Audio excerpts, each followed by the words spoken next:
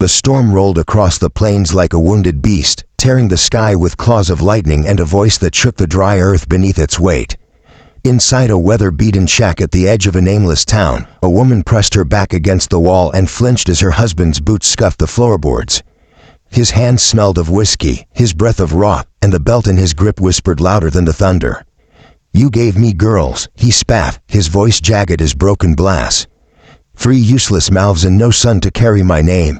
The woman bent her body over the cradle, shielding her youngest daughter with trembling arms. The other two, barefoot and silent, huddled in the corner, eyes wide as saucers. She had learned long ago not to scream. Screaming only made it worse. The belt fell across her back. She clenched her teeth, tasting iron in her mouth, fighting the urge to cry out. Her husband's shadow loomed taller with every strike, until the storm outside seemed a mercy compared to the one in the room. When at last he staggered out into the rain, slamming the door behind him, the silence was almost cruel. The woman pulled her daughters close, whispering into their hair, "Someday, this ends. Someday, you'll know kindness." But even she didn't believe the words. By dawn, the man was dead. The sheriff said he drowned in the swollen creek, too drunk to know the water was higher than his boots. Some whispered God had taken his hand. Others muttered it was bad luck.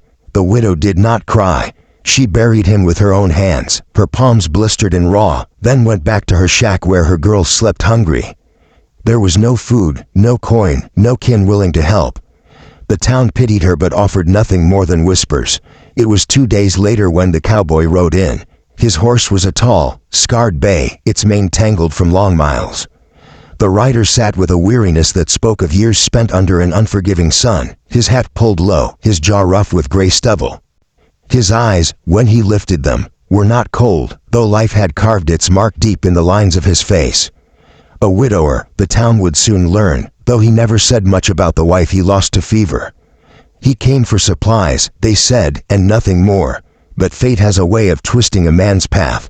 The cowboy found himself in front of the general store when he saw the widow's eldest daughter. She couldn't have been more than 10, her dress torn, her feet bare, her arms burdened with a sack of flour almost as big as she was. The sack split on the steps, white powder spilling like snow. Before she could kneel to gather it, a boot kicked the torn bag aside. "Waste of good grain," muttered the storekeeper, not unkind but not willing to help. The girl's lip trembled, though no tears fell. She had learned her mother's silence. The cowboy swung off his horse. Without a word, he crouched, scooped the flour into another sack, and tied it tight with his own cord. He set it in the girl's arms, steadying her with a hand rough as rawhide but gentle as a breeze. "Your pa around?" he asked softly. The girl shook her head. "Dead," someone nearby said. "Left his wife with nothing but girls." "Ain't right." The cowboy's gaze lifted toward the voice. His eyes darkened like a storm gathering. He said nothing, only tipped his hat to the girl and stepped back. That evening, as the rain began again, he found himself riding past the shack on the edge of town. He had no reason, no business there, but something in him pulled like an old wound aching before a storm. Through the warped window he saw lamplight, flickering over thin shadows on the wall. He heard a baby's cry, a mother's weary shush, and silence thicker than sorrow. He dismounted, stood for a long moment at the door, then knocked. The widow opened it with suspicion in her eyes and bruises still fresh along her arms. She looked at him as if expecting another blow, another insult, another man to take instead of give. "I'm not here for trouble," the cowboy said, his voice low, carrying the weight of truth. "Only passing by." He hesitated, then added, "I saw your girl in town. Thought you might need help." She almost closed the door. Pride was all she had left, and pride doesn't bend easy. But the sound of her daughter's coughing behind her cut sharper than pride. She stepped aside. The cowboy entered. The shack smelled of damp wood and hunger. He set a small sack on the table, beans, salt, dried meat. "For the children," he said simply. The woman's lips parted, but no words came. He looked at the 3 girls, thin, wide-eyed, watching him like he was some spirit they could have named. He crouched to their level, removed his hat, and said with a softness that seemed to surprise even him, "My name's Eli. You can call me that if you like." The youngest giggled, clutching her rag doll. The sound was so rare, so sudden, the mother nearly wept. That night, Eli slept in the barn beside his horse. By dawn, he had chopped enough wood for a week's fire and mended the loose hinges on the door. When the widow asked why, he only shrugged. World's hard enough, no shame in letting someone ease it a little. Days passed into weeks. Eli came and went, never staying long, never pressing. He taught the eldest to ride, steadying her small hands on the reins. He showed the middle girl how to set snares for rabbits, how to tie a knot that would not slip. For the baby, he carved a wooden horse, rough but sturdy, and painted its eyes with soot. The town talked. Some said he was only waiting to take the widow for himself. Others said he was a fool to waste his time on daughters who'd never bring a dowry. But Eli didn't listen. He saw something different. 3 children who had never been told they were worth keeping, and a woman whose back was bent not from weakness but from carrying too much alone. One evening, as the fire burned low, the widow found her voice. "Why do you do this?"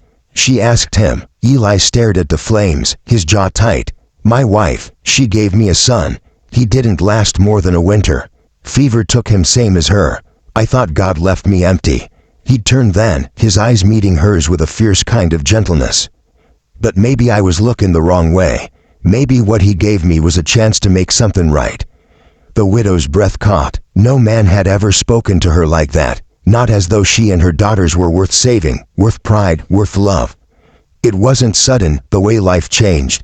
It was in small things. The girls laughing louder, the mother standing taller, Eli's boots always found by the door at night. He didn't replace their father. He erased the memory of him, carving something new in its place. And when the day came that the town drunk sneered at the girls, calling them worthless hens, Eli stepped forward. His hand rested on the butt of his revolver, but his voice was steadier than steel. "They're mine now," he said, "and I'll raise 'em proud." The street fell silent. Men shifted, women whispered, but no one challenged him.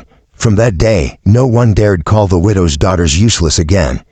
The years stretched on. The girls grew strong, riding horses, mending fences, reading by firelight with Eli's slow guidance. They learned to shoot, to pray, to laugh without fear. And the widow, she learned to believe in kindness, in a future where her daughters would never know the belt, only the steady hand of a man who chose them. The prairie storms still came, fierce and wild, but inside that once broken shack there was a peace that could not be shaken.